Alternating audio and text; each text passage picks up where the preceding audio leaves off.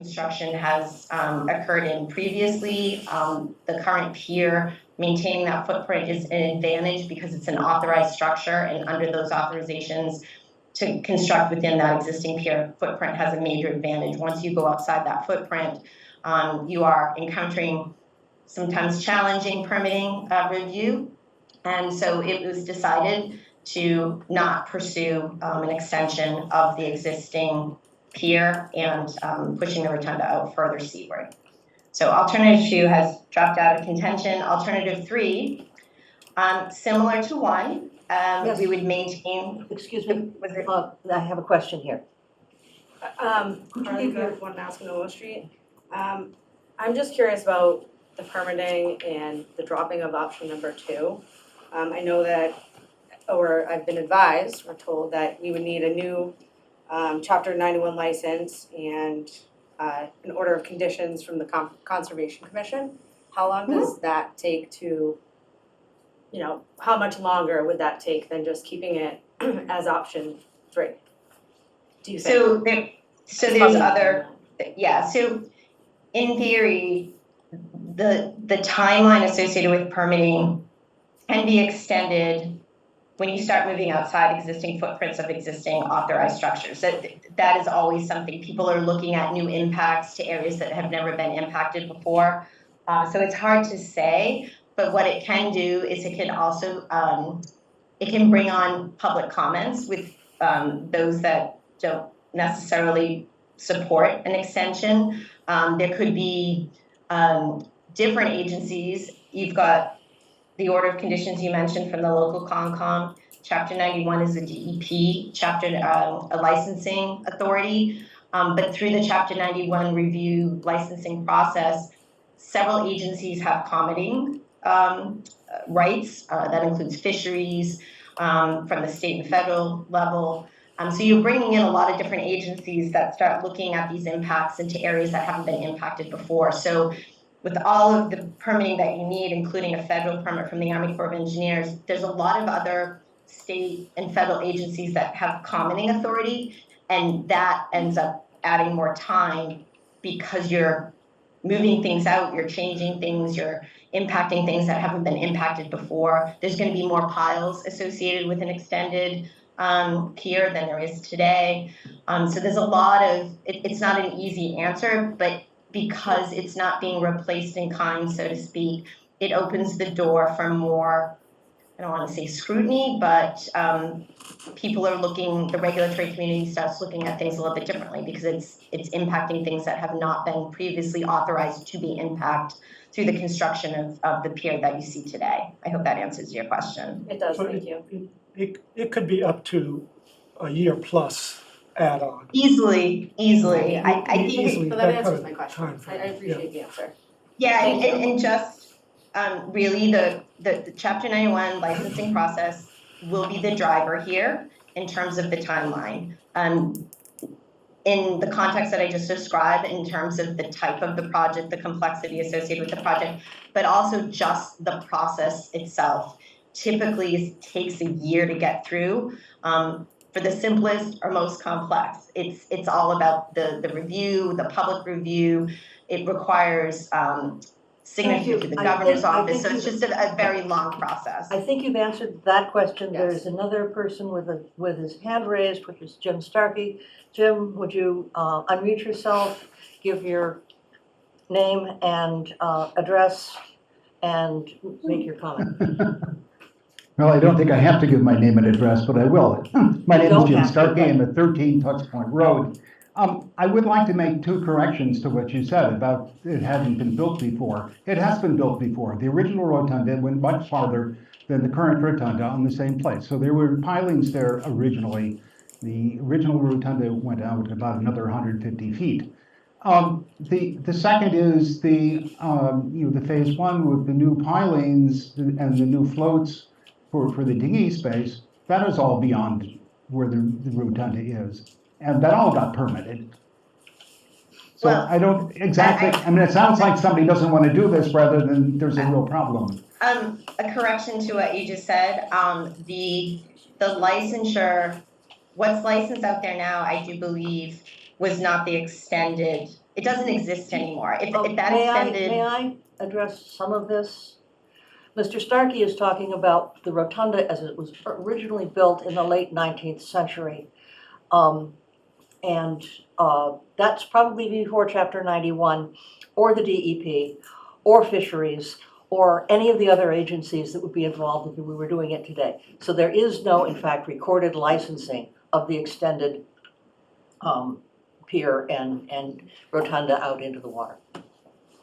Well, and most importantly, the fact that it hasn't been there for decades, centuries, whatever we want to say, the viewpoint there is this is not a maintenance type of activity where you're replacing something within the existing footprint. You're putting something further out, and from a regulatory impact standpoint, they're looking at it as like there was never anything there before, because the marine environment, for whatever impact occurred centuries ago when it was built that far, has certainly recovered and is more in a virgin state now than, and they look at it as new impacts as opposed to working within the authorized footprint of the pier structure itself. It's a different perspective that they evaluate impacts through. Maybe that clarifies.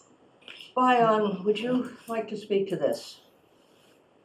Just quickly on the permitting of phase one, Christine, I think you can give a better number, but we lost over a year because it was not, it was a non-compliant facility, and we had the yellow dinghy of doom out there for 2 whole boating seasons. So the length of time for the permitting is not to be overlooked.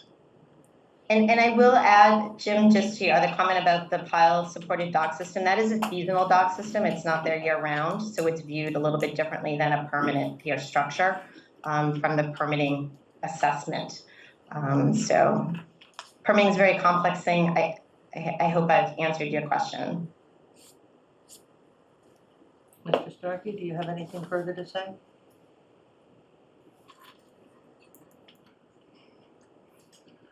Are there any other questions? Shall we continue?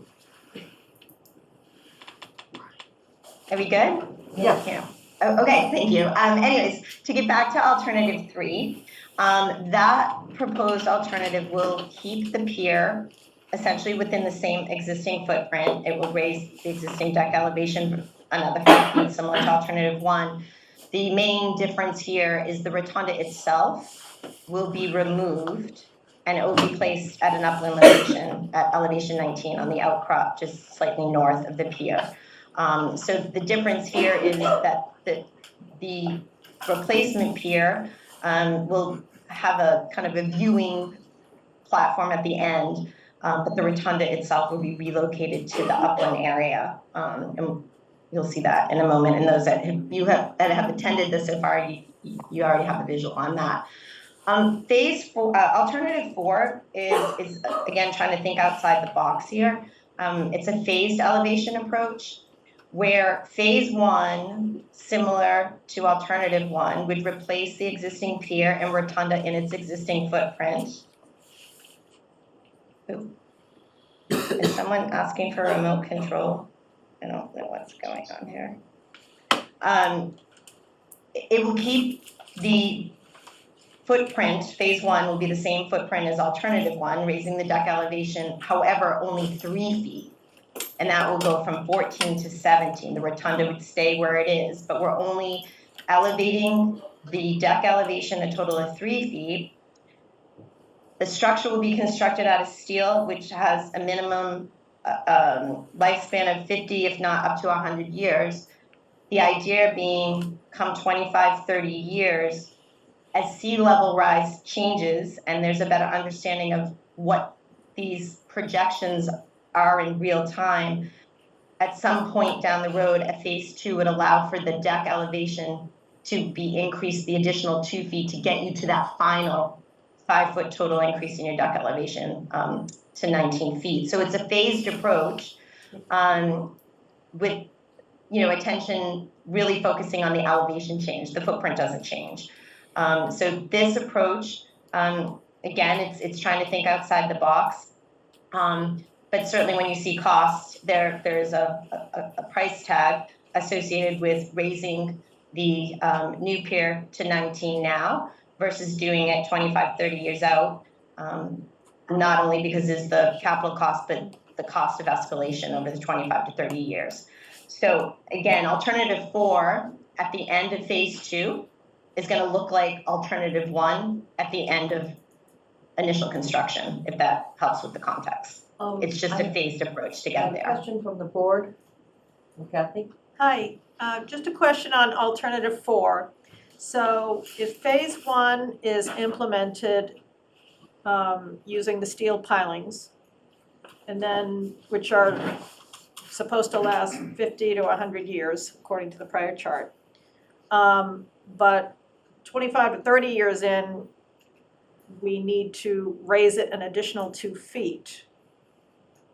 Is that accomplished by adding to those longstanding steel pilings, or is it accommodated by removing the pilings that get us to 17 feet and replacing them with longer pilings?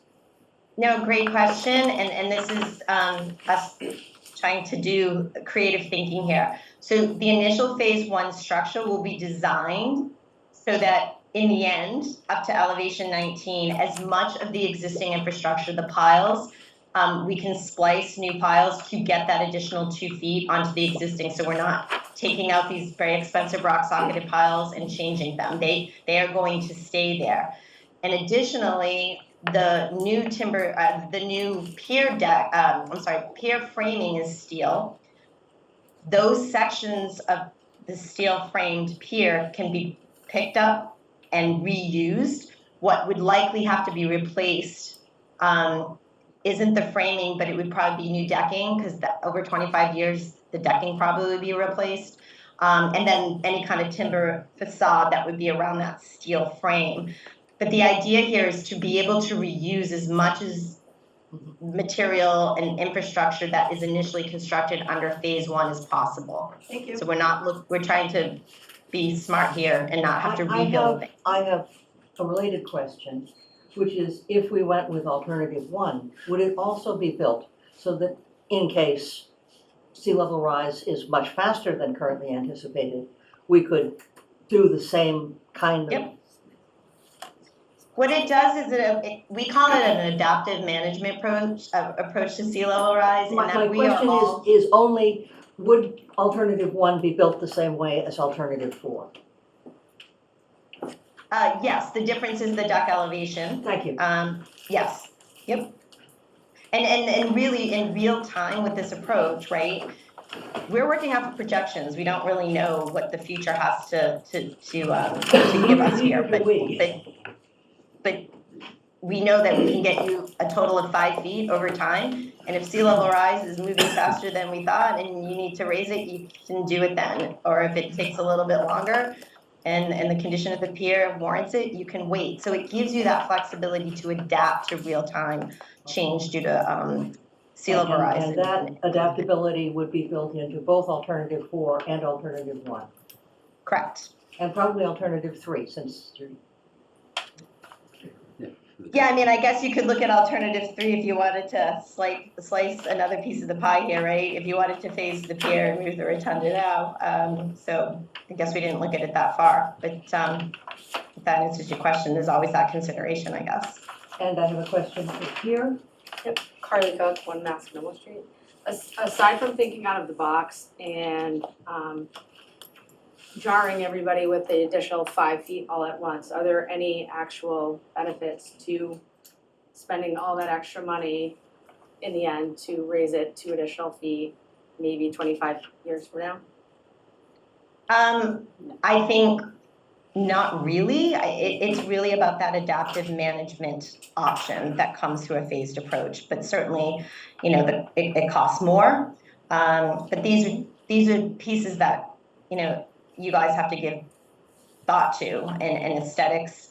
Since we've been working in the harbor, working on the floats, we know aesthetics is a concern. So we're tasked with finding an alternative that gives that kind of flexibility. Should that be a driving factor. That is more important than looking at perhaps the cost. So that's not our recommendation or decision. It's just an option that gives that flexibility for consideration.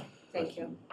John has a question. Yes. Can you tell me a little bit about the decking materials? You had mentioned wood versus composite versus maybe other materials. What are the pluses and minuses in terms of longevity and all the other considerations when looking at decking? So I think decking is a next step conversation. Right now, we've just costed out things on a very high level, assuming timber, but certainly there's other materials out there that have, they might cost a little bit more, but they might have lower maintenance options. They may last a little bit longer. So the goal right now is not so much to get caught up in maybe that minutia right now, knowing that there are other options that we can look at. I think the goal here is to identify the alternative to advance, and then these conversations happen when we move forward with a selected alternative. But those things do exist, and the conversation should be had. It's just not part of the presentation at this time. It's more important to figure out what alternative to advance, and then we can take it from there. I have a Zoom question from Sandy. If you would. Great, thank you. Sandy Rogers, 82 Old Essex Road. Really quick question. Given we've had some pretty high tides, what is the state of the rotunda itself? And I'm presuming that all of this is keeping the existing structure, or does that structure has to change at all? Thanks. So the idea is to make whatever repairs needed to the rotunda as part of this project, but from a more general viewpoint, it's to reuse and preserve it. So there's work that has to be done in that context, but certainly if there are things that need to be replaced and repaired, the idea is not to replace the structure, it's to reuse and preserve as much as that structure is possible as part of this project. Great, thanks. I have a question from Jim Starkey. Yes, Jim Starkey, still at 13 Tux Point Road. I would just like to point out that we know we need to go to 17, but we don't know when we need to go to 19. And since nobody has a good crystal ball and nobody has anything approaching a verifiable model on this, 19 might not be enough. And if we needed to go to 23 or 21, money spent raising it to 19 would be completely wasted. So I think giving us the flexibility when we have completely no idea what the science is going to turn out to be is a very important thing. Thank you.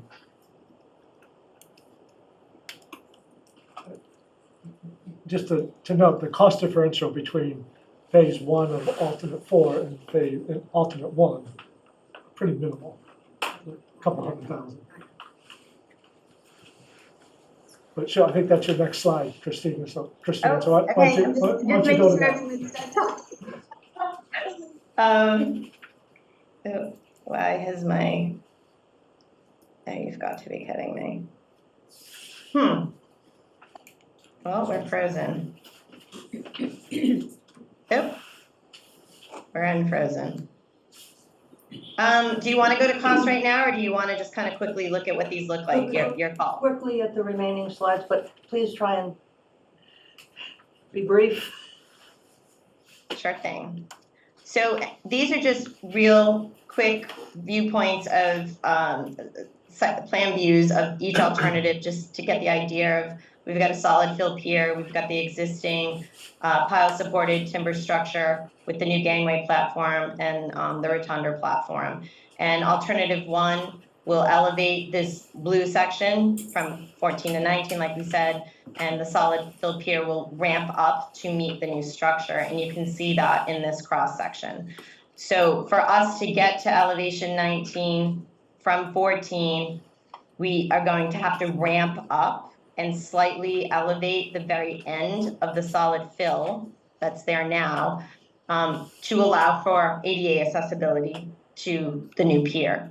And then once you get to the end of the pier, this yellow stretch, this is flat pier. So everything here leading up to the yellow is flat. So you've got about 55 feet of a deck surface elevation at 19. Rotunda's put back. It ties into the existing gangway platform that was just constructed as part of phase 1.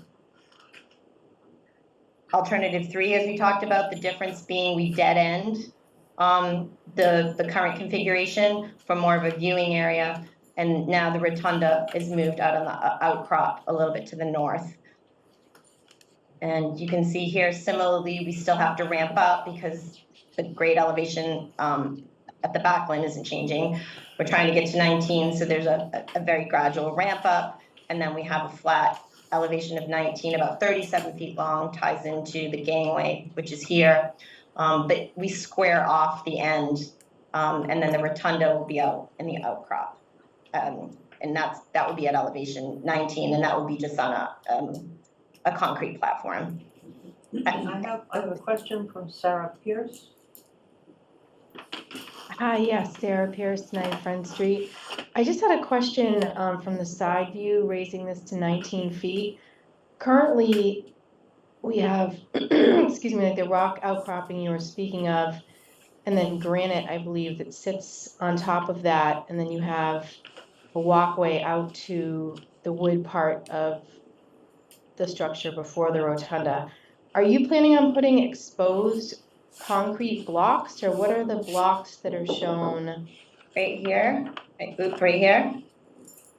Even on the larger picture, yeah, you can see a little right to the left of that. Here. Down.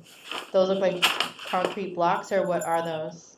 So the very light gray, those are the granite blocks that you see now. It's the exposed granite face, and it's filled with soil. So we're gonna have to add a couple of layers of new granite block that look the same, so that we can ramp up that solid fill section. And this concrete is more like a stub, we'll call it a stub abutment. This is where the new span of the new pier will sit on. And then everything else is pile supported. So there's nothing from here over, this is all open water, and then you've got your first pile vent, then there's another span till we get to the dead end of the overview. So you have very few piles. These are your piles supporting the deck. Unfortunately, your audio kicked out a little bit when you were discussing the new section of bulwark at the end of the stone pier.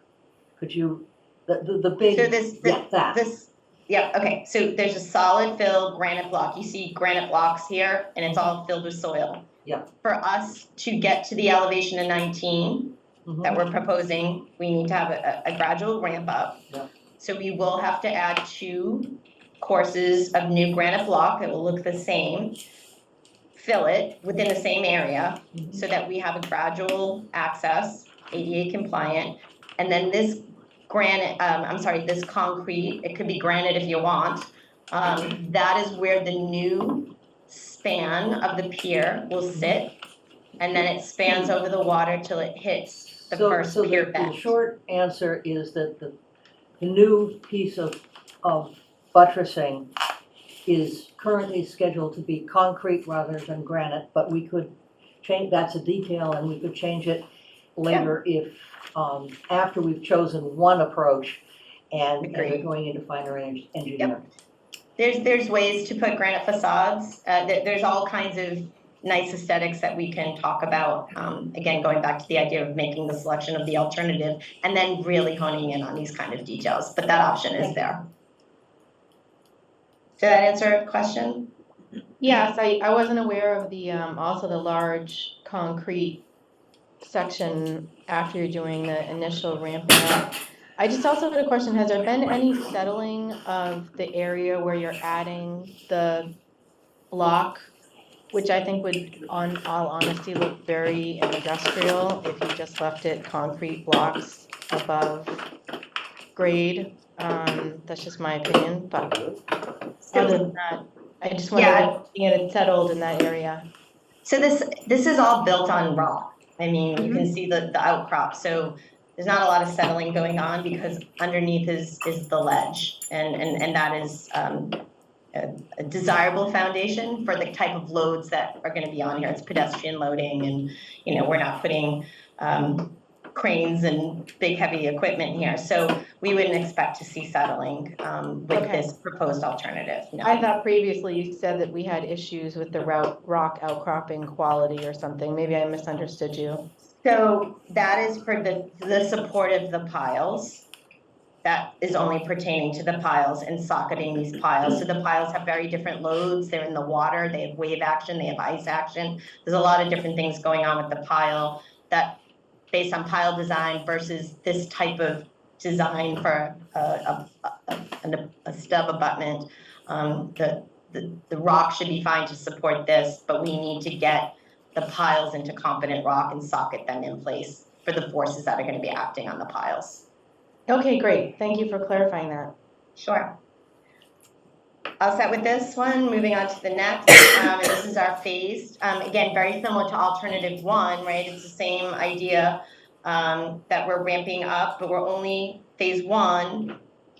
We don't have to do anything to the solid fill that we were just talking about. That can maintain its same elevation, we're not adding any courses because we are able to maintain ADA accessibility, ramping up to, again, the same flat elevation of 19, like alternative one, but because we're only going to 17, we don't need to get this area elevated so that we maintain the slope approaching the pier because we're only going to 17. You see when you get to phase two, we're going back to the final of what alternative one accomplishes, and that's to 19. You'll see the same thing here. Now we have to add more to the solid fill because we need to keep the ramp slope ADA compliant, and to get up to 19, we have to bring this back further, we have to ramp up. So that's where you see the change. So one of the, I guess, advantages you could say with the phased approach is that you're not required to do anything to the solid fill area immediately, that granite block area. But that would be something that would be modified to transition from phase one to phase two to get the pier to its final elevation of 19. Yes. So here's some, sorry. I just have a very quick question. So is the phase one 2.61 estimate, and then it's in 25 years another 3.59, or is it? Let's get the picture up first. So that's an additional, she just said yes, so Yeah, so 9 and basically, 25 years. right, so what we've done is, we've costed these as very rough cost estimates, just to give context for what each alternative comparatively offers the town. And you can see with alternative one, we're at 2.25 million. Alternative three, where the rotunda is going upland, it's a little less money, 1.75 million. But when you get into the phased approach, you can see phase one only going to 17, it's a little less than alternative one because we don't have to do anything to the granite block approach area. So that's your initial investment. But assuming that phase two happens 25 years out, we're able to project costs based on, I think we did like a 3 or 4% increase to material costs due to inflation. So it would cost $3.5 million to take the phase one structure and convert it and elevate it to accomplish a deck elevation of 19, which in the end gets you alternative one. So when you add phase one to phase two, albeit it's over a 30-year period, you're investing more money because things are costing more in 25 to 30 years. So the total cost is 5.7 million with that escalated projection added on to get you through phase two so that you accomplish the deck elevation of 19. Thank you. Sandy, I see you have your hand up. Yes, do you have the details between phase one and phase two? The financial information on the different parts of the construction? Yeah, we have cost estimates that we've itemized things, and you can actually see the numbers if that's something that someone's interested in. Yes, please. what I'm trying to figure out is, you know, if we look at alternative one, and that includes basically, like, we're really comparing alternative one almost to like phase two regarding doing the entire project. If phase one actually does a lot of the piling work and everything like that, then phase two includes, you know, that whole ramping and then just adding more up on the pilings. And then, like you said, you'd have to redo the decking, but we would have to potentially redo the decking again. So it's just understanding those different components would be helpful. The other thing you're missing is you gotta move the rotunda twice. That doesn't change, and there's a price tag associated with that. You're not moving it in terms of relocating it, but to elevate it, you're gonna have to do it twice. So Yeah.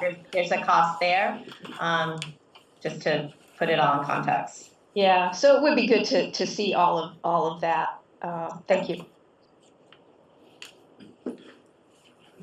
Yes. Do I understand correctly that Just, if they went from excuse phase me, one to phase? We're going to be taking minutes of this, and it would be helpful for the minute takers if you would give us your name. Oh, I'm sorry. You don't have to. Don Schwartz, Ocean Street. Thank you. Do I understand correctly that if they went from phase one to phase two, they would be removing all of these huge steel shafts and replacing new longer ones in the stone? No, they're putting a cap on top. They will build the pilings so that they can put a cap on It top. would be designed to Yes. use the original Yes. new heavy steel kind with a cap. Yeah. I'm just surprised that it costs so much more money with a well-designed cap to add 2 feet. But I guess that's the Well- way it came out. lift the thing back up. Again, it's an escalated projection, and there's a lot of labor there. Like I said, you gotta do the rotunda again. Even though we're reusing as much as we possibly can, that would be made under the initial phase one investment. Coming back to 25 years, it's gonna cost a lot more. I mean, it just is what it is. So we're happy to provide the cost estimate so you can kind of see what those breakdowns are, if that's helpful. That's not a problem.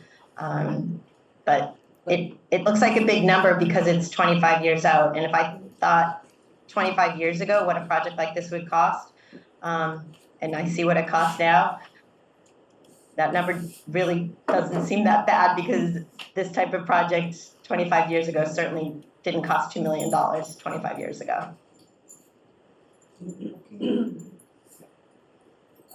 I don't see any hands. Oh, do I see a hand? No. Okay, can we go on to the next slides? So we're moving to the renderings, and I feel, I'm hoping that you guys can really see these things. We're trying to compare things side by side to give you the visual experience that we took away from comments last time. So I'm just gonna walk through the 3 alternatives, and certainly I think, again, hopefully visually you guys can see everything clearly. But I think it's really about just generating the conversation. So what we're trying to show here is certainly what it looks like now. And we've got 2 views that we're gonna present. The view looking from the Chowder House, as you see here. And then the second view is looking from the other side from the town beach. And then what we did is we looked at each of these views at low and high tide conditions. So you can kind of get a sense of what things look like at the extremes of the tidal events. So here's just the existing condition, looking at what's out there now with the new phase one, new gangway and floats and piles. Again, this is at high tide. You can see how flat the gangway is. You can see what's out there now, the existing rotunda and pier. And then at low tide, obviously you see your gangway go down. And you can just see the context of how it looks differently just under tidal conditions. Looking from the other view that we've selected to share the visual with you folks is what does it look like during the 2 different tide events currently. So when you're on the beach, and again, this is pretty intuitive, we're at high tide, you're not seeing a lot of the exposed pilings, but at low tide, you are. And these pilings are timber right now, so they're that dark creosote coated timber that you see out there now.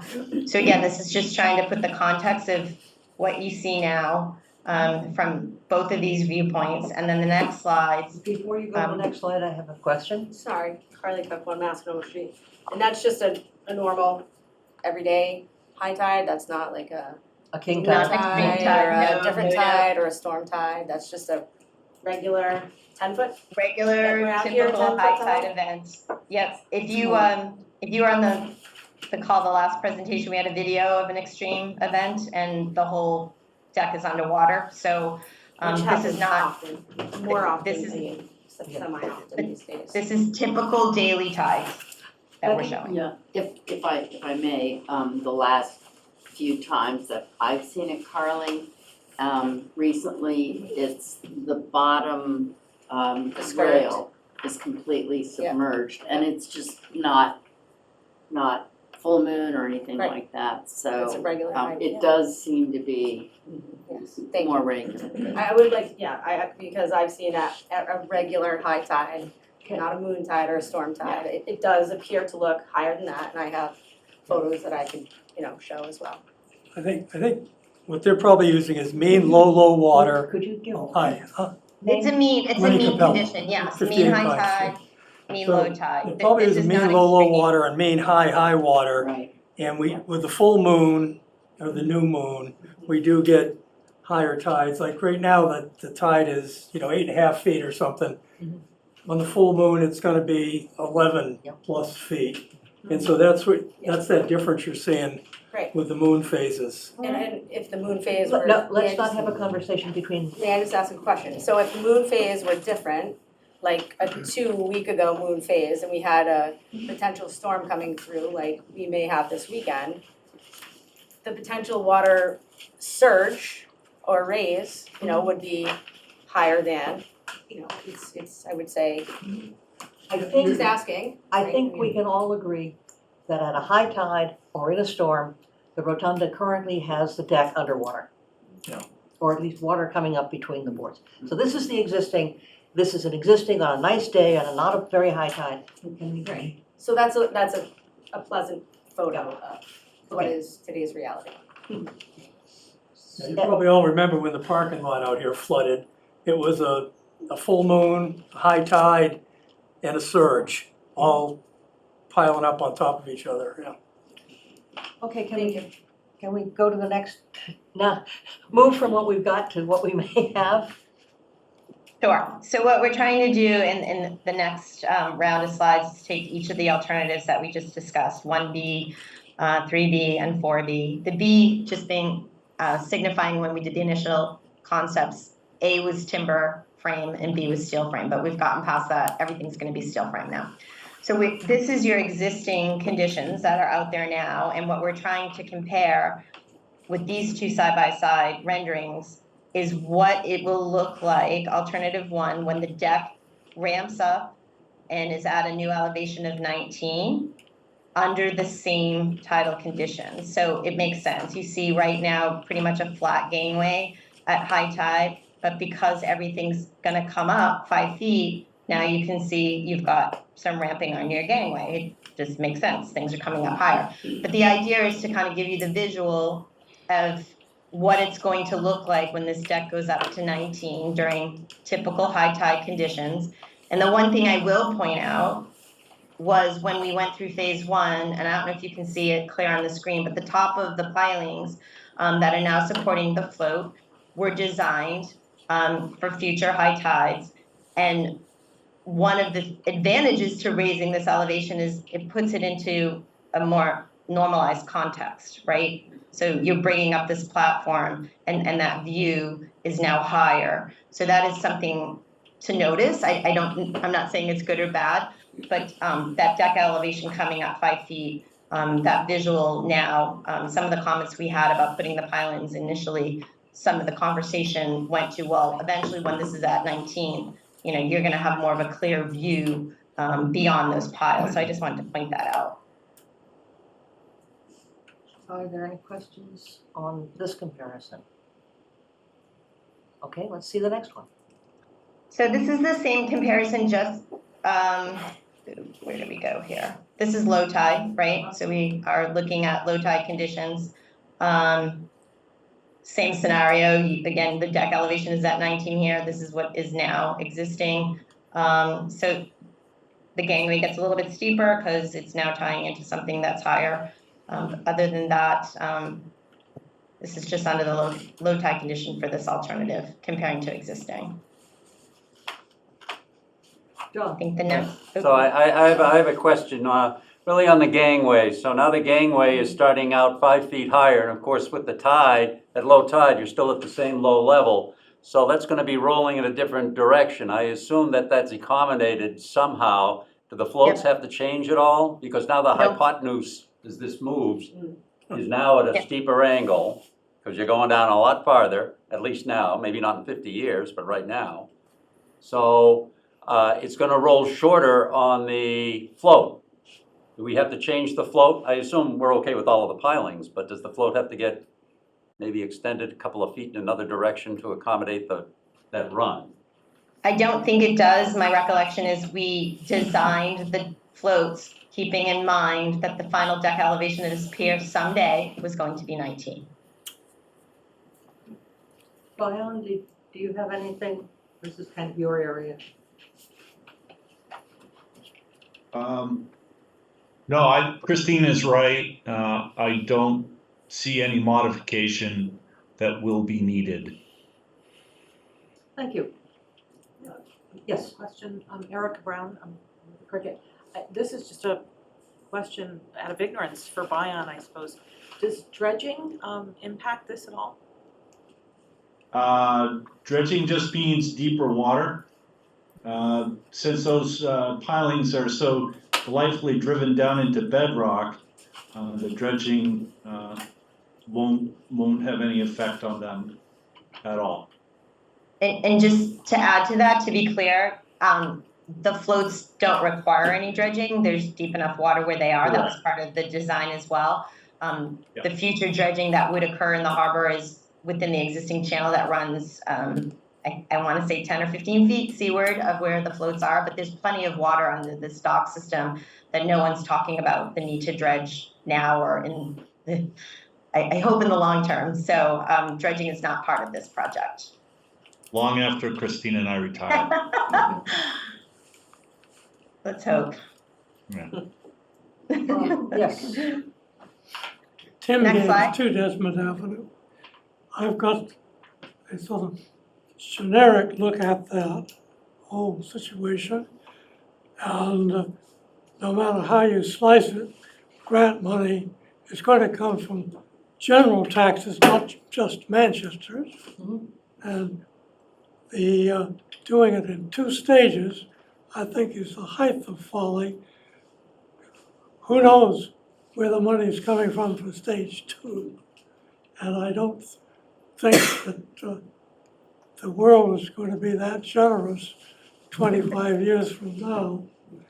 The other thing is that with the climate change presumption of more and stronger hurricanes in the coming years, we're going to have more, and we'll have an experience maybe this weekend with a hurricane out there in the Atlantic of what those surges will be doing. And I think we should go for the putting of the rotunda itself as high up as we can get it out of harm's way, hopefully, by putting it on the knoll. I think the idea of a deck out in the stream is okay. The rafts for the docking are on poles, which we can replace with longer poles, and they can go up and down. I don't see a problem there for the floats. But remembering that all this is somebody's tax monies and not ours, I don't think we should go for anything but the safest and hopefully longest term solution to saving the rotunda and put it on the knoll. Don't leave it out on the water. All these presumptions are going to make it more likely that surges are going to come. There are more of them, they'll be bigger. And it's, as I say, I think a waste of time to think about doing it in 2 stages, regardless. And who knows about tsunamis of the Canary Thank you. Islands or something start to fall apart. Go see how the renderings look of those, but I appreciate your points. Just to keep this moving, I am going to ask that people restrict their comments to a little, to 2 minutes at most. We're an hour into it and we're not, we've only seen a few of the pictures. So, So moving on, continuing with alternative 1. Now this is the view from the beach area. And this is under normal high tides. And again, nothing surprising here. You see existing conditions. We're elevating the pier deck 5 feet and you got taller piles. So again, this is just to kind of give you that visual sense of how that ramp up is going to look. And certainly, you know, we can work with different facades as we've talked about. That's something we can accommodate, the type of deck material we can accommodate. The goal here is to replicate the facade to look just like it is now.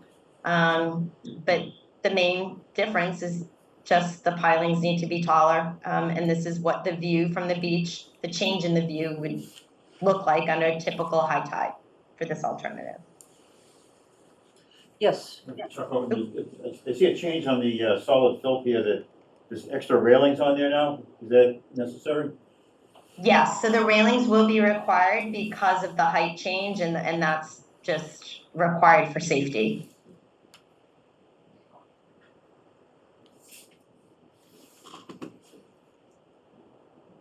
This is the view at low tide, exposed pilings. Again, we just have little taller piles, but this is what the view would look like comparatively, what's there now versus what there would be resulting for implementing alternative 1 and raising the deck 5 feet. recognizing that this is a detail that could be worked out later, would it be possible to extend the skirt down a little bit to, cover the ankles or the knees? Thighs.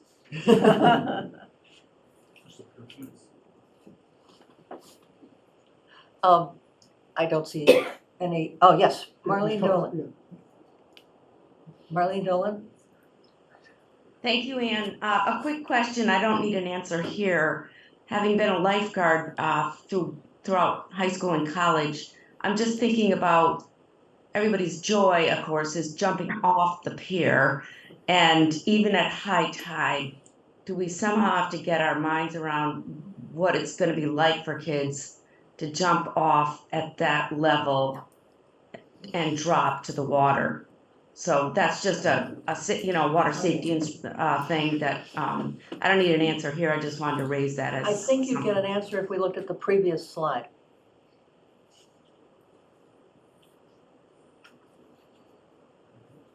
Oh, you mean the low tide? Oh, the high tide mark.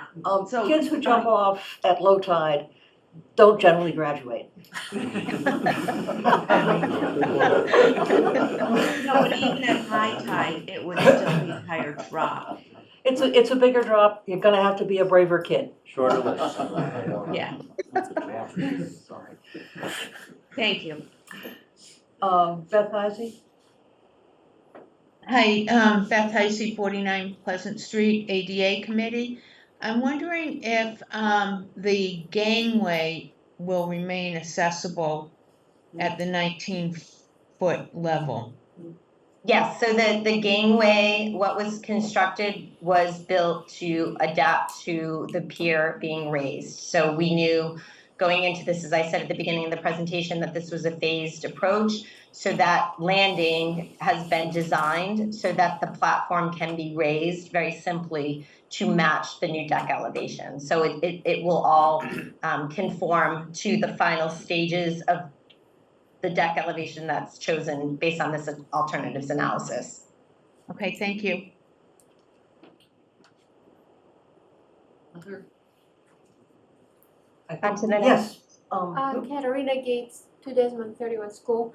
I have to ask a maybe strange question, because throughout the years, this rotunda, we have seen photographs from many years ago, and the shore, even at Singing Beach, where the stones and granite were, sometimes they move, the sea comes and takes them, and they dump more granite. Friends of ours dump truckloads to replace the ones that they were taken. So was that area the same way it is today, where the rotunda is, or did it have more rocks near it at the time that it was placed there? Because I don't think they had such a lengthy distance between the land and the rotunda many, many years ago. It seemed that it was closer to having that long rail and so on. This one looks, the railing is looks much longer because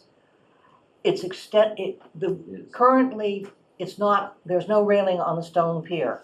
Right. And for this, there has to be a railing on the stone pier. That's one of the reasons it looks as if it's further, but. But the location was, do we have any photographs of the early time of the rotunda? Nobody seems to know where exactly it was at the beginning. I think that's kind of outside of the scope of this. I know, right but now. we're concerned, so many people, about having it in the water. And so if it wasn't from the beginning, that lengthy path, Okay. why are we so concerned? I can say about it? that when it was originally built, it went out into what is now the channel. It went out probably twice as far. This is and But it was shallow. it was much further out. It was, sorry to take up your time, but here it goes. The Charter House used to be on the knoll. The yacht club was built. Nobody could see the ocean from the Charter House anymore. I know the story. The town was mad. They built a pier and the rotunda out beyond the yacht club so that they could see the ocean. Right. So they went out as far as they could. At the time, the channel was on the other side of the harbor. In the late 30s, they straightened the channel and pulled the rotunda in to its current position. So they have been moving it back and forth at times. It went out, Yes. it's gone in. Right. We have eliminated the possibility of moving it out again due to permitting costs. So. Yes. Just one other point, agreeing with what you just said. Directly across from the pier is a stone ledge, which is why there are no boats moored out there. And if we move the rotunda out, we're just gonna eliminate about half our channel. Because you can't move the channel towards Smith's Point because of that ledge. It could have been moved out 38 feet Yeah. and still be inside the current floats. So that was not the problem with that, it's just. But if you moved it out now, you'd have to do something to eliminate that ledge. And it just doesn't make sense. Okay. Sorry, enough of a diversion to amuse Ann. Let's see the next set of slides. Next set of, So we're going to the next alternative. yes. Okay. So this is alternative 3, and this is, oops. This is a really big file, so I think it's just hiccuping, sorry about that. So this is comparing existing conditions under daily high tide to the alternative 3, which will take the rotunda and move it to the knoll, as you see on the right-hand side here. And then behind it is the pier, which will be elevated the deck to 19. But the difference being is obviously you don't have that circular end to the pier, so it looks very different with the rotunda on the upland area than it does further out seaward. So that's just really the comparison of what we would see from this view under high tide conditions between what's there now and if the rotunda were moved to the knoll. Yes. Similarly, I have a question. low tide. Steve Lauber, 97 Pine Street. So what would the elevation be if the rotunda was on the knoll? That's at 19 as well. So the rotunda will be at the same deck, same as the deck elevation of the pier.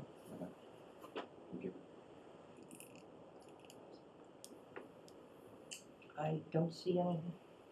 Yes, Monica Taylor, Proctor Street. What's at the end of the pier though? If there's no. You'll see that in the rotunda? next It's view. just a drop? you'll see the next view. Next. Yeah, again, because the rotunda on the knoll is blocking your clear sight line to the pier, but from the beach, you can definitely see the difference, right? We're dead ending to more of a viewing platform. You could put benches out there. And certainly we could talk about what the final desired size is for this viewing area, but you can see a very different look to the pier not having the rotunda, obviously. This again is comparing the water at high tide. There's definitely a different look to that pier. The pier is just as long as it is, it's just that we're squaring off the end and it doesn't have a big octagonal shape to it to support the rotunda. And then at low tide, again, that's where I think you see, because we're limiting ourselves to two different viewpoints, but certainly from the beach area, it has a different feel and look to it than it does from the other viewpoint.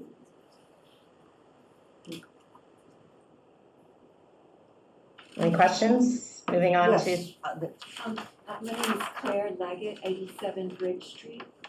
And regarding the move to the land, it would seem that maybe you already have this in hand, but a list of the risks that you remove and liability by having it out extended.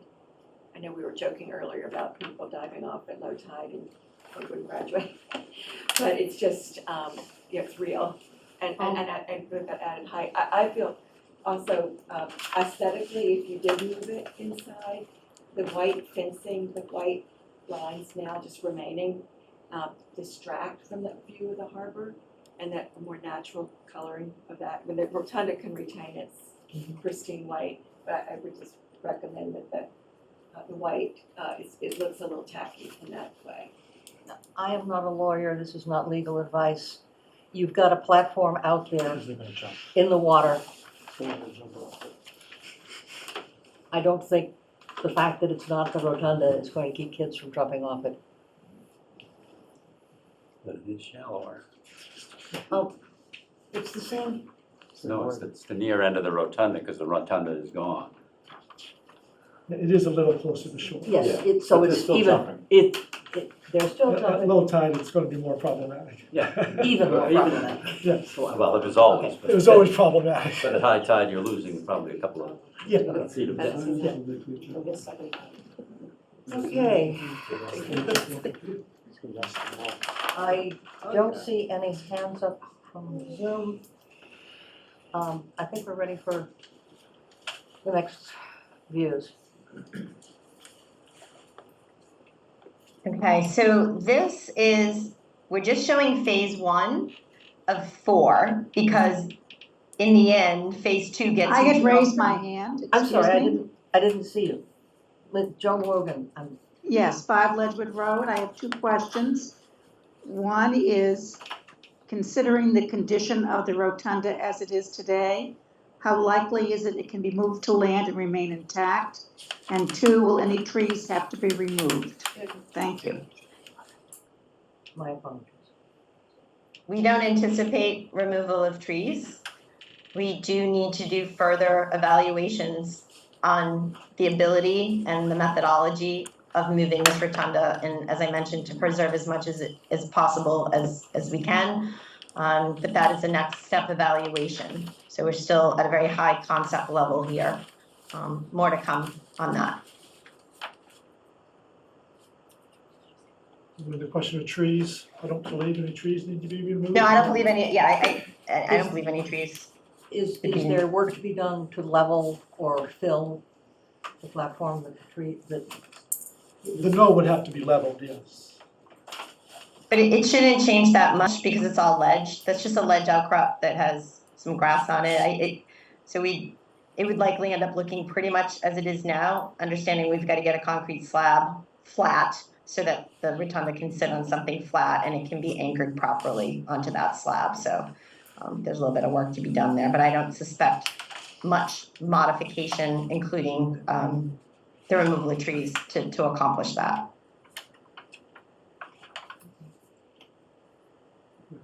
Questions? I'm sorry, yes. No, I'm Sarah Pierce. Sarah Pierce, yeah. Yes, hi, thank you. Sarah Pierce, 9 Friend Street. A few minutes ago, you had mentioned that when you did phase 1 of the building of the piers and the pilings, that you built that in mind of the rotunda being raised to 19 feet.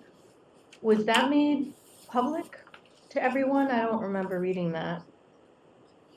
It was always, the narratives presented for phase 1 discussed the future elevation of the pier and the idea of designing phase 1 with the understanding that the targeted new elevation of the pier would be 19. That was always the beginning of the story, but the project has been phased.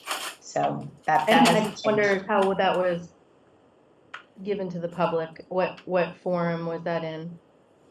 Similar form is what we're going to go through for this. It required public hearings from conservation. It required Chapter 91 licensing and public noticing through that process. So it was all of the public opportunity that we'll see offered going through this next phase. But you built them prior to having that disclosed to the public what we would be doing. No. I'm just asking, like, that's, I guess it's a question for the select board, was like, how was that information disseminated to the public? Through public hearing? Through the forum. I was unable to hear, I'm sorry. The question that is in front of us is, when we approved the new floats and the new ramp, did we, was it known to the public, was it made known to the public that this was being designed so that the rotunda could also be moved? Yes. How was that done? During the different public hearings that were held before the Conservation Commission for one, and then I'll defer to Brian. I think he could probably answer other presentations that were given. Bion and Nate both have their hands up, so let's try. I'm sorry. Bion, please step in. Sure, so the pilings for the floats were designed to meet the engineering standards. The pilings were put in to meet the engineering standards so that we could have these floats where they were. Then when initial discussion starts about the rotunda has to go up to meet the current standards. So it would have been very early on. I suspect strongly that it's in one of my newsletters that went to the Cricket. I don't have those in front of me. Sarah, if you want to send me an email, I'd be happy to go back and see if I could find the first mention of that and send it to you. Sorry. Sure, thank you.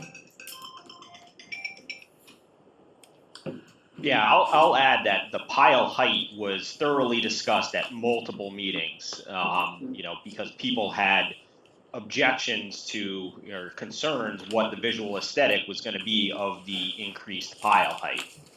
So that was, back when we were going through all the various permitting and public outreach for that project, it was definitely thoroughly discussed. For both Nate and Bion, I think the question is, the way that the ramp is based and tied into the current pier, that was, the design of that was, included the idea that the pier might be raised 5 feet. It's not a Up question to of. and up to a maximum, up to a maximum. So again, it was a flexible design that platform could easily be disassembled. The two piles that support the platform were high enough so that platform wouldn't have to be rebuilt, it would just have to be elevated to match whatever deck elevation the future pier had, targeting a maximum deck elevation up to 19, if that helps.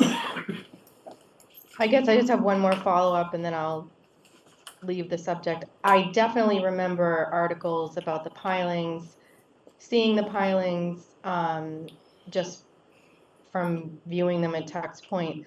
I don't ever remember them being an introduction to the rotunda being raised, so maybe I missed that. Definite possibility, I just don't remember that being discussed in the Conservation Commission or any meetings. But thank you. Topics. Okay, I think I would ask Bion to see when he had written something about this design, the design for the floats being done so that if the rotunda were raised, it would not require major changes to the dinghy floats. And if you can find something like that and share it with Sarah and the water line, that would be great. Yeah, absolutely happy to find that.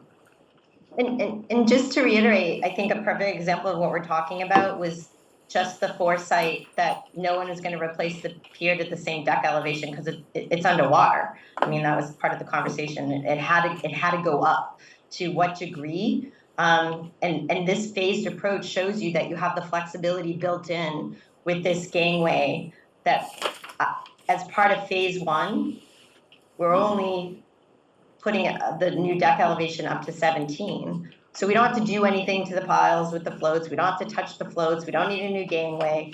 We literally have to disconnect the steel platform and raise it up to match the new deck elevation. So that's really what the intent of the foresight was with the float as phase 1. Those piles that support the floats are required for the floats, and the height of those piles are required to make sure that the floats don't pop off.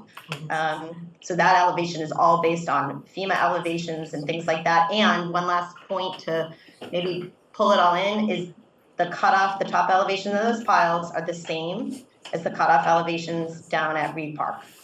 They're all the same because it has all the same tidal behavior.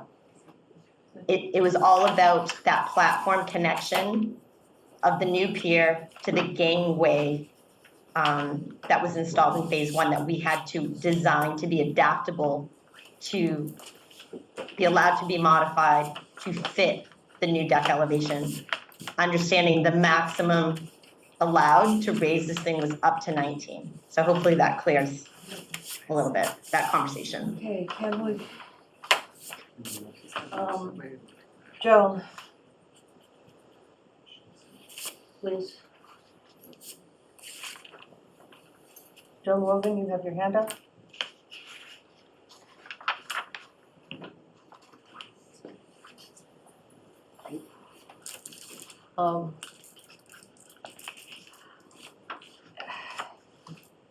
Okay, hand is down. Can we go to the next slide? Okay, so now we're looking at the high tide of phase 1 for alternative 4, and the difference being comparing to existing is we're only elevating to 17. And again, it's 2 feet less than the final 19 elevation, so there's a little visual difference. When you look at high tide compared to low tide, again, this view it's hard to see, but we're only elevating the deck 17 feet under phase 1. And Joan, similarly, Joan Logan, you have your hand up again. The floor is yours.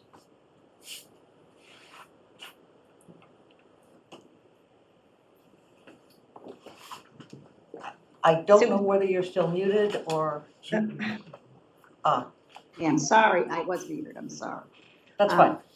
I'm asking why, if this was the case, when the pier was extended, why this option wasn't given to us at the moment to raise Tux Point at the same time, the rotunda? Why couldn't the rotunda be raised then? Why are we putting this all out all this time later if this was discussed at that moment and it was considered that we needed to raise it at that time? Am I clear? Is my question clear or am I not? Let me restate it in case, you would like to know why it is that we did a whole bunch of work on the floats, and now we're coming around for a second time to do a whole bunch of construction in the same area. Why didn't we do it all at once? Is that a fair That restatement? is correct. Thank Okay. you very much. Yes, thank you. Bion? I would say that there was a lot of desire by the voters of Manchester to get those docks operational again. And there hadn't been a lot of in-depth discussion about raising the rotunda yet. So the goal was to get back what had been lost. What had been lost was access to the docks. And since that part of this facility was non-compliant, had never been permitted, that was a heavy lift from a permitting standpoint. That's why we went 2 whole seasons without access.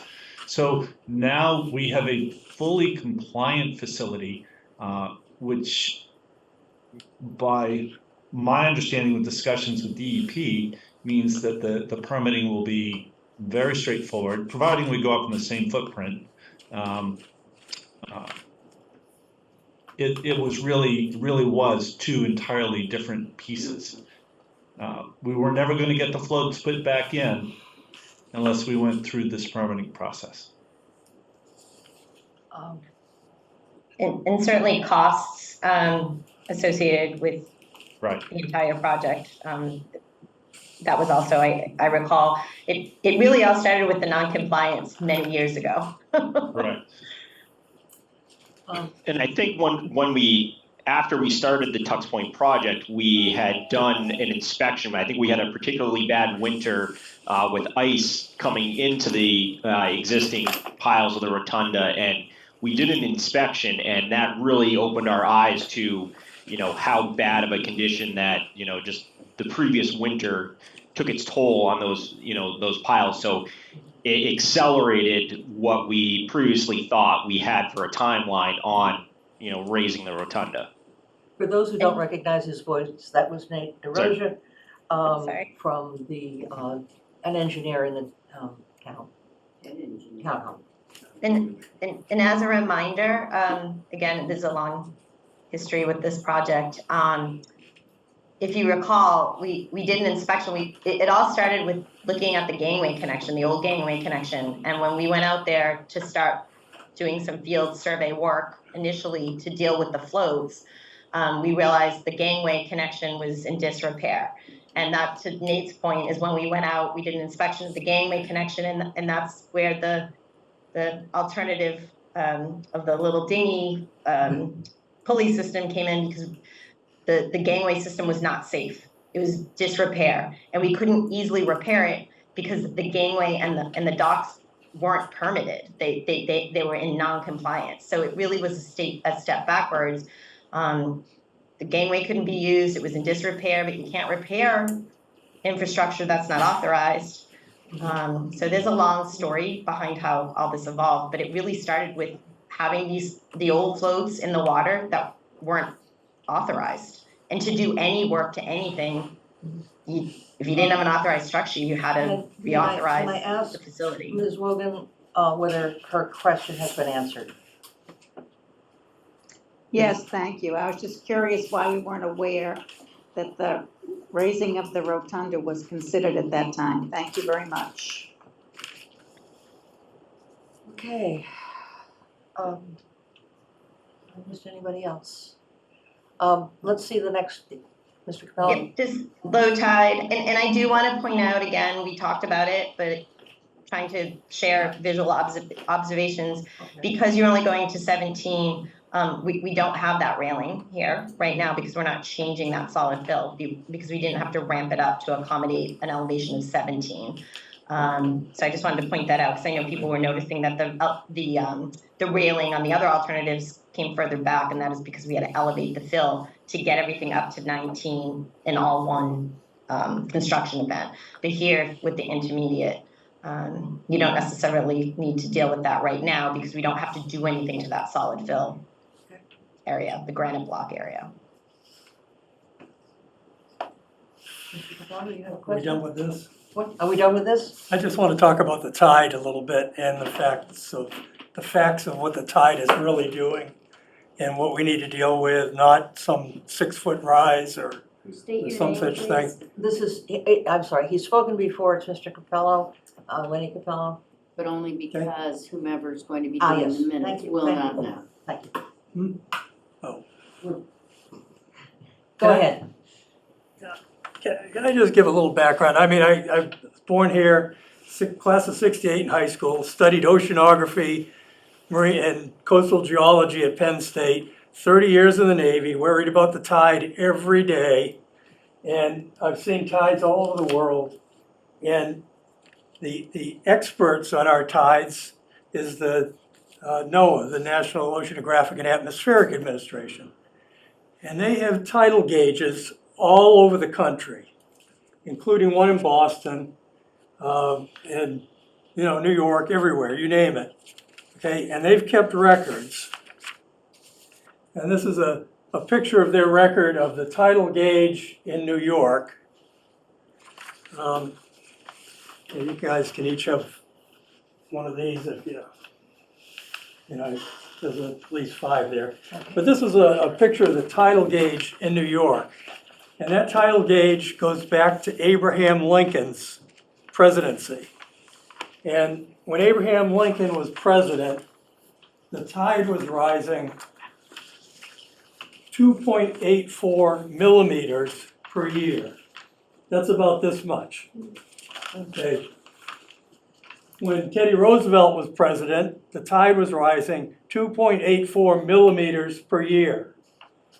And it goes on and on and on. Jimmy Carter, Franklin Roosevelt, Donald Trump, 2.84 millimeters per year. So in other words, the rate that the tide is rising has not changed since 1860. And it has nothing to do with, our carbon dioxide and climate change or anything like that, because in 1860, the population of the world was half what it is now, and we didn't burn oil at all. We didn't even know we could. Okay, the tide has been steadily rising for almost forever. So this is the latest from NOAA, is the sea level rising. And I'll just read a little bit the first sentence. Global sea level has been rising over the past century, and the rate has increased in recent decades. In 2014, global sea level was 2.6 inches above the 1993 level. So that's a 21-year period, it raised 2.6 inches. That sea level continues to rise at about 1/8 of an inch per year, okay? So, if you look at the Boston tidal gauge, which is on that same website, the NOAA website, in Boston, the level's been rising 2.89 millimeters per year, which is equivalent to a change of 0.95 feet, less than 1 foot, in 100 years, okay? So this NOAA scientist says now it's risen 2.6 inches in the last 21 years. Okay, well, I was always pretty good at math, and I did the math. And 2.6 inches in 21 years means that the tide now is rising 12.4 inches in the next century instead of 11.4 inches in the next century. So in the next century, the tide's going to rise 1 inch faster than it is now. So all I'm saying is the 5 foot, raise it up this high is just a waste of effort and a waste of money. We need to work on it because the supports, need to be replaced and that sort of thing.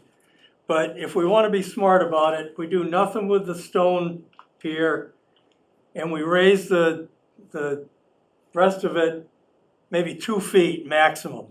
And that's kind of like one of the options was raise it 3 feet now and 2 feet in 25 years. I think if we raised it 1 foot or even 2 feet now, we'd probably never have to do anything again. And we could do away with all these pitch of the pitch angle and do we need to move the piers and all that. We don't need to make a huge 5 foot change in the rotunda. The sea level is not rising because of climate change. And NOAA, our leading experts who measure this stuff every year and have for the last 150 years are saying that. It's just not, it's not something that we should be totally alarmed about. We should do what we need to do to stabilize the rotunda and keep it safe for the next 100 years, which a 1 or 2 foot rise would do. Because most people don't have this, the third paragraph of the thing you handed out says, the 2 major changes of global sea level rise are thermal expansion caused by the warming of the oceans. Yeah. And increased melting of land-based ice. Now, whether or not those are caused by climate change, they are happening. I don't want to get political about this, but if the guy who wrote this at NOAA didn't say climate change is causing a problem, he wouldn't get promoted or he wouldn't keep his job. If you're not spouting the climate change spiel and you're working in this government, you don't keep your job. And there was a scientist at Stanford University who said the same thing. Just in the last few days, you could see an article, a scientist said, I was writing a paper on forest fires and how frequently forest fires and what's happening in California with forest fires. And nobody would print it. None of the scientific journals would print it. And so he said, so I felt like I had to put in an extra paragraph on climate change, and then they May I printed make a point of order? But anyhow, go ahead, I'm sorry. I gave you a lot more time than Yeah. I should have. Yeah. Because you took the time to come in with papers. But I think you have said what you wanted to say. Okay, I'm done. No, I'm Thank done. you. And now I think, Thanks. thank you, Mr. Starkey. May I say something for a minute, 1 minute? You can say it for 2 minutes, but. Okay. This gentleman said that about the tide, that nobody, I think at this point, scientists or not, can predict the sea. I don't believe anybody knows for sure anything, really. We don't know actually what is gonna happen 50 years from now or whatever. And I think that when we moved here to live here, other than coming and going before, for the past 38 years, and I never saw the parking lot behind here flooded except this last few years 3-4 times. So I don't know how much the rise you're talking about. Now that's the weather. We cannot fight the weather in the sea. I know fires in sea, you're not really fires. They're happening. So is there a way we can put it on float? So we float ships, we float buildings, but their structure's huge. And why couldn't we have just what it is but float? That question is so far beyond my competence. Christine, do you have any, or Nate? Or Bion? Yeah, so to put a floating structure like that, it would have to be on guide piles. First of all, the flotation underneath it would be extraordinary when you think about the loads, and then how do you get the people down to it up across from the pier? It would be an engineering morass, I suspect, and it would cost an exponential number greater than anything we've discussed. Christine, correct me if I'm wrong. I would agree. Certainly it's thinking very outside of the box. But to have a structure like that on floats would require significant investment in design efforts.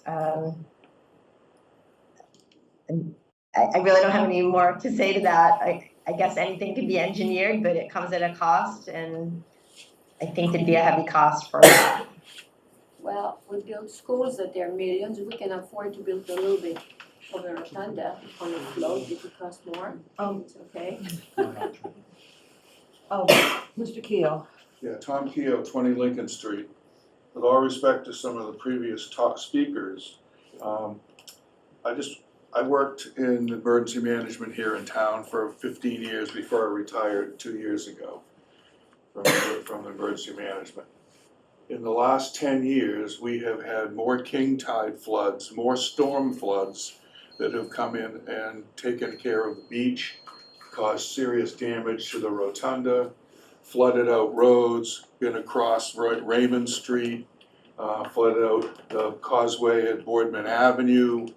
All those things are, whether you say it's from sea level rise or from storms and storms only, it's causing damage to the infrastructure over at Tux Point.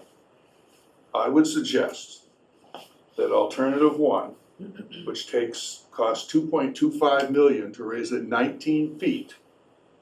The difference is between phase one of alternative 4, which raises it 17 feet at $2.16 million. The people who don't deal with millions in their checking accounts, that's not me, it's only $90,000 difference. $90,000 difference.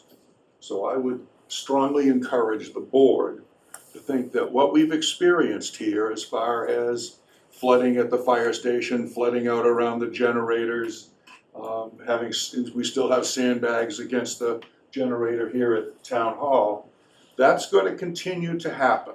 And I think we should spend our money wisely and go with alternative 1 and raise it 19 feet. Thank you. Thank you. Yes. Hi, Michaela Vernack, 9 Woodcrest. So I didn't quite know what to expect tonight, but I think at some point in time I thought there was going to be kind of almost a vote or something of that nature, but thank you, Tom, because I think you just put in a vote. And I would just like to speak a moment about not moving it onto the knoll. I think that having it out in the harbor is part of what makes this town and this area so special. I'm personally biased, I got married out there, and I was talking to a friend of mine tonight, and I said, this is what we're considering. She goes, you can't move it out back to the land, that's what makes this place so special. So I'm agreeing with Tom, voting for option 1, also for the financial reasons that he mentioned.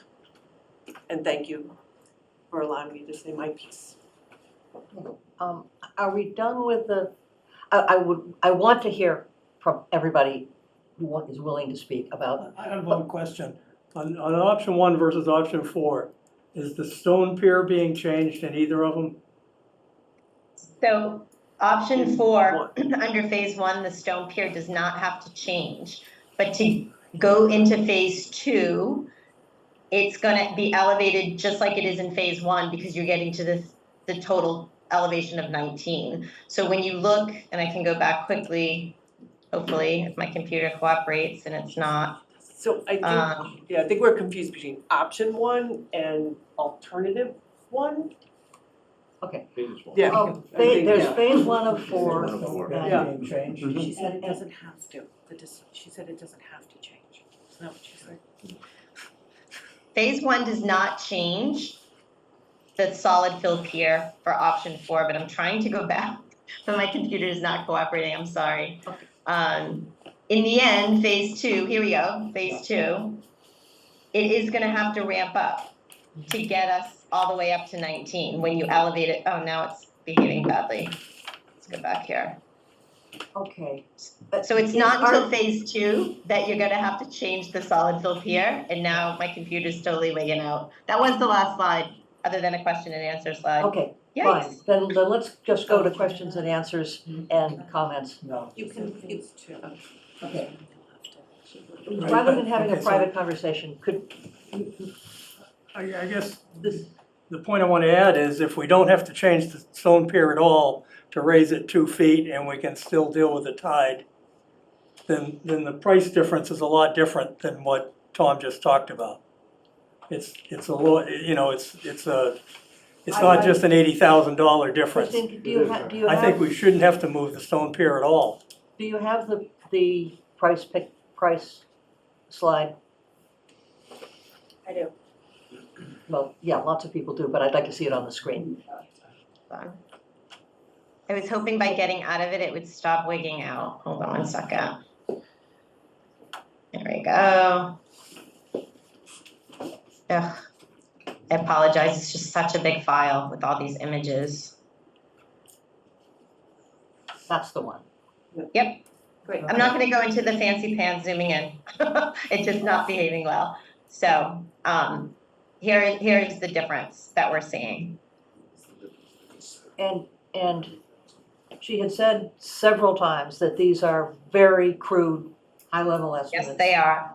I would say, and we talked about it last time, is we really do have to get our eyes into that rotunda. And we also would like to bring in some historic expertise to really look at the best way to move it, what that is gonna take, what likely does need to repair. So where it's a common theme for all of these, that the rotunda does have to be moved, that number doesn't change between alternatives, but that is a number that we really do need to get our head better around. But the intent at this stage is really more from an order of magnitude, comparative wise, understanding that these are not the final numbers and that we really do need to dig in deeper once the preferred alternative has been decided upon. I'm going to take some questions from the Zoom. The first person, Christina, you have not been spoken before. Please unmute and. Thanks, Anne. Christina Delisio, 6 Lincoln Avenue. I have a couple questions about the funding for this. Do you have a source of grant money in mind for this? When would you be applying? And would this tie us to MBTA zoning in any manner? Thank you. I think Christine has those answers. We've discussed those at the 2 prior meetings, so there is state grant options available. And those consist of monies from the Seaport Economic Council, who is currently funding the engineering and permitting of this project and also funded the construction of phase 1. So they have investment already in this project, and provided that they do have funds available, it is anticipated that they would continue to fund this project. So there's that. There's also the Coastal Resiliency Grant Program that the state runs, and because of the rebuild of this pier focusing on elevation change, that is resiliency by definition. So a project like this would fit very well with the mission of funding projects that are being constructed to take into account long-term resiliency, as we talked about earlier tonight. So those are 2 state funding opportunities that are available on an annual basis. Seaport actually has 2 grant rounds typically, and those would be applied for on a timely basis in terms of how we're moving this forward in permitting and just targeting the request for the funds once we get into a schedule of filing for permits, understanding what the timeline is for permits. So it's more of a scheduling and timing thing, but those are annual opportunities through the state. I don't want to speak too much about the MBTA other than I'm aware of it. Let me speak about the MBTA. Yeah. So I'll leave it at that. For those who are not following it closely, There's a new law saying that if you have a train station, you have to allow multifamily housing by right within a half a mile of the train station. That's a big topic. The way that the state is encouraging people, towns, to do this is by limiting the grant funding that they can get. And that's primarily through an organization called MassWorks. Neither of the organizations that Christine was talking about are currently among the grants that are dependent on MBTA zoning. On the other hand, the state really wants more housing, and they will look for more levers. So I'm not going to say that there's no chance that these grants won't be limited if we're not making progress. On the other hand, we have until December of next year, and maybe we can but because we're limiting the permitting time, we can get this moving in time to get grants before we're cut off. John? Question on the grants and the Seaport grant, which was one that we had spoken about at the last forum, requires a town match. To the extent that there is a town match, does that mean it must be voted upon at a town meeting? Because that is town money to be put into this project. So it's possible to use potentially you can use other grants as the match as well. It doesn't have to be local money, depending. Oh, all right, so you can have them overlap. You can have overlaps. All right, I like that.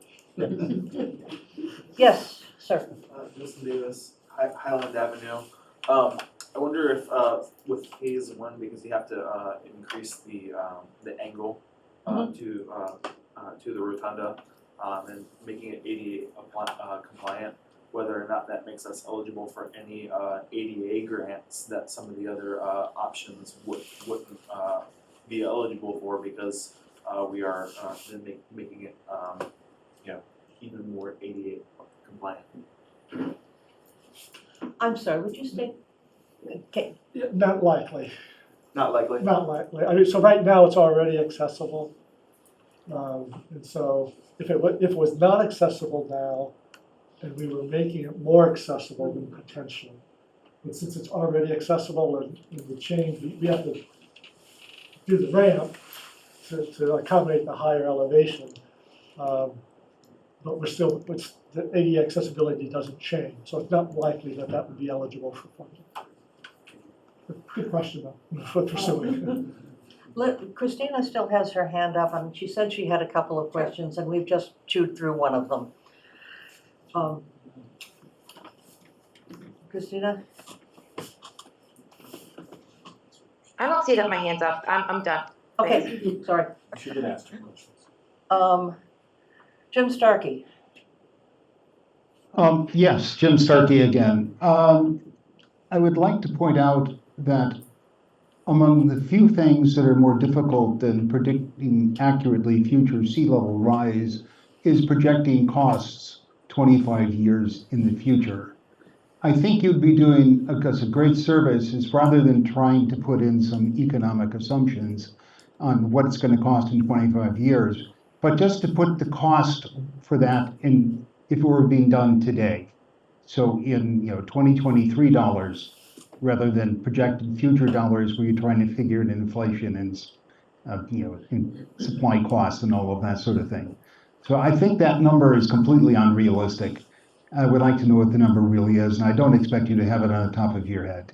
But in the future, it'd be nice to have something in constant dollars. Yeah, and the cost estimating that we have done on all these alternatives, again, trying to keep everything in summary form here, we applied an escalation factor, so it's easy enough to put it back to today's dollars if that's something that people are interested in seeing. If you could tell me what the inflation is going to be for the next 3 years, I'd love it. I'll give you half of what I make on the stock market. I honestly feel like sea level might be easier to predict than inflation right now. Thank you. We're living in very challenging times for sure in our world with post-pandemic pricing, inflation, waterfront work. It's unbelievable just between pre and post COVID conditions. Obviously, inflation is its own conversation, but the material costs have just gone through the roof. Get another question in. Sandy? Yes, thank you.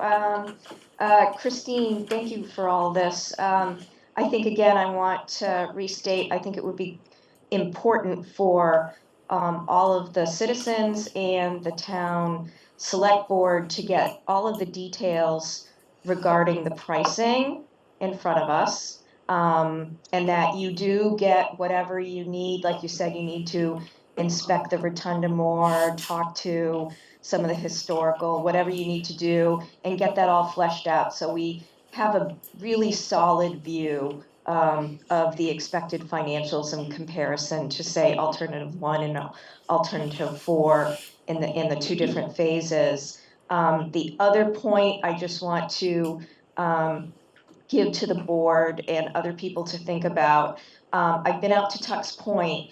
If we move Tux Point, the rotunda, over onto the land, we lose a tremendous amount of the very little land that we have to use on the land.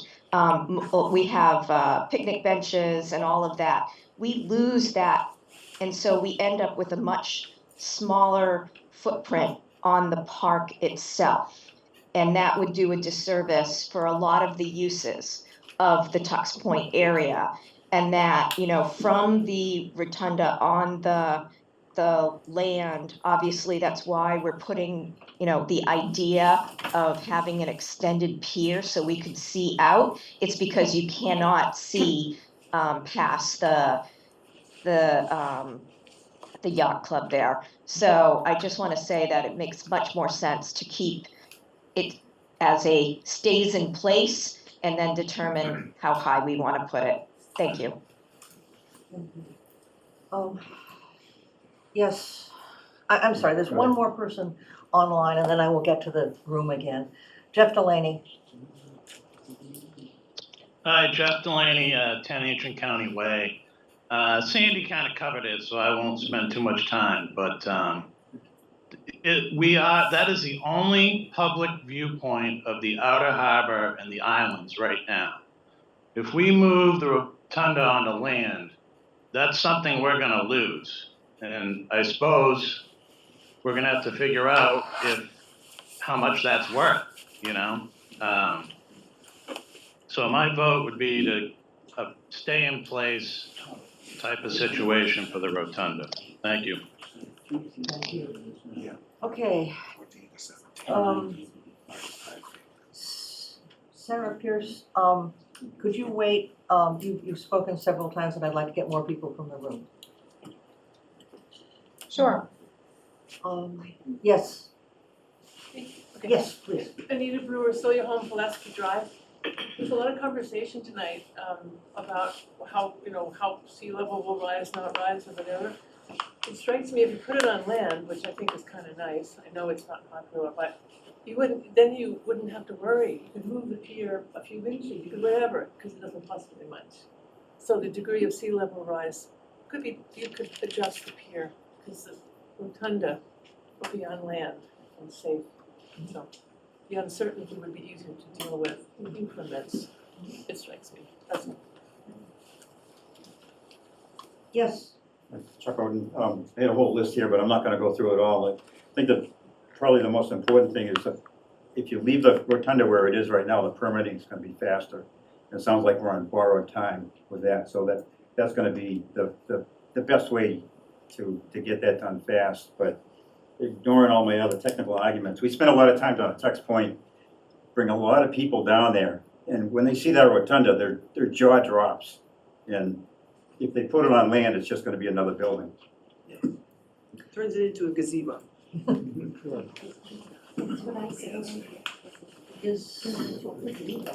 Yes, sir. Don Schwartz, Ocean Street. This gentleman's idea of just moving it up to 17 feet strikes me as almost compelling. As I understand it, the main reason the pilings have to be replaced. That's number one. Number two, the sea level is rising, so some consideration needs to be given. But I'm inclined to believe his apolitical numbers. This consistent tiny millimeter rise per year with the NOAA history is undeniable. If what he's saying is correct, and I'm inclined to believe it is, that even a 2-foot elevation would cover the sea level rise for 25 years. Going to 17 feet would be a foot beyond that, 3 feet above what it is now. Now, the third consideration that seems to have come in, if I understand this, is what Tom Kehoe was referring to. Other things are happening, storm surges, crazy things, waves washing over and so forth, affecting other parts of the town. But if those things have not been affecting the rotunda specifically, then I vote with this man's idea here. One shot to 17 feet and don't try to figure out what's gonna happen in 25 years. And it's not just costs that we don't predict accurately 25 years, it's the whole human race, AI and all that here. So what's wrong with just going for 17 feet, assuming his numbers are right and that more than covers the sea rise? That funny noise you heard was 2 minutes.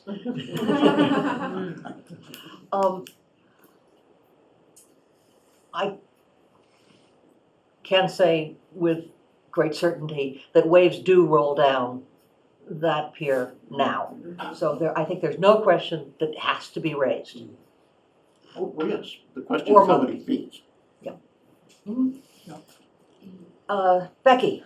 I would just like to point out that we're not taking votes tonight. What we are doing is listening to people's concerns, questions, preferences, but we're not taking votes per se. Thank you. That's absolutely right. May I say something? Certainly. I just want, I'm ready to say, let's move on. Renegades. But you know, I want to thank everyone who came here today. We're not here to, you know, win our vote or say what we want and have our side, but it's here to discuss this because we care. And we're all living in this town. Let's do it peacefully. Whatever happens, happens. I'm sure as a board and a committee for this thing, you will work things out. And I want to thank every one of you who works hard because I know what it is to work hard for a committee, and I think I've done a lot in my life. And I appreciate all of you.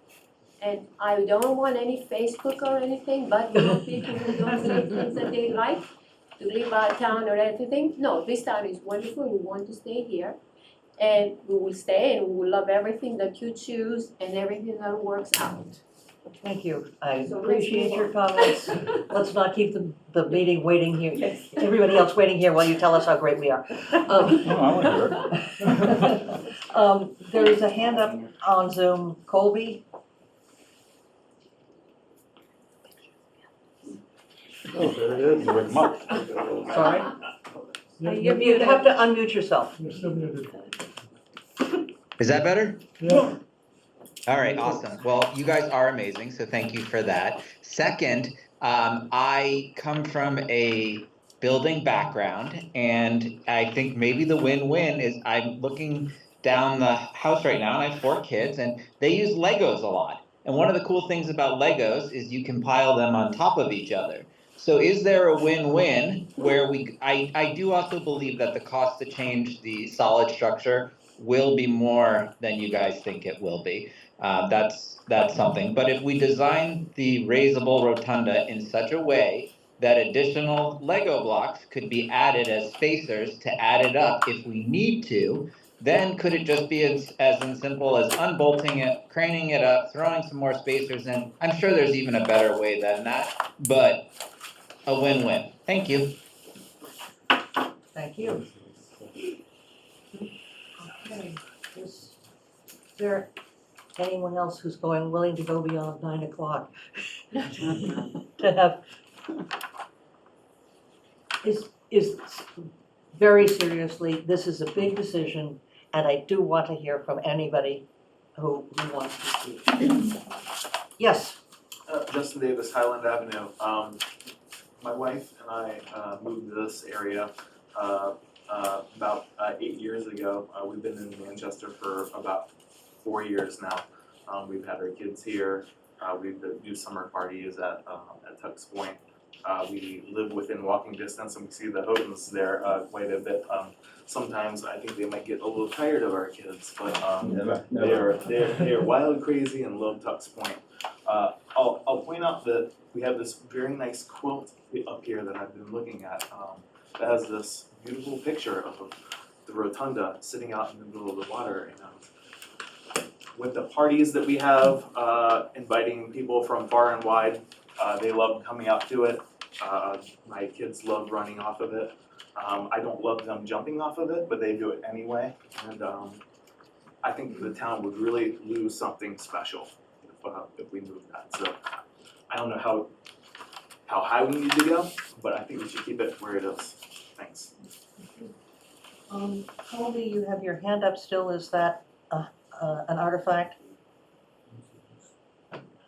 Yes, it is. Mine's down. Thank you.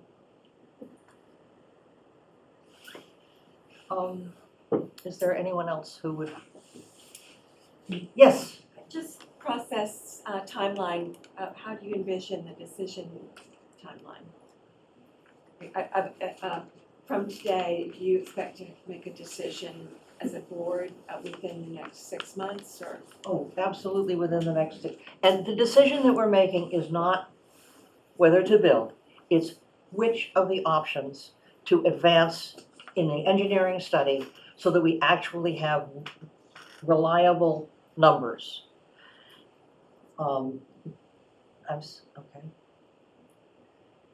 Oh, sorry, I saw Bion's hand go up and I'm very sensitive to that. So we're not spending any money in this next decision. We are just eliminating 2 of the 3 options. So that we can so that the grant will cover a good engineering study. So it is on the agenda for this coming Monday, for a possible, for a possible decision as to which option.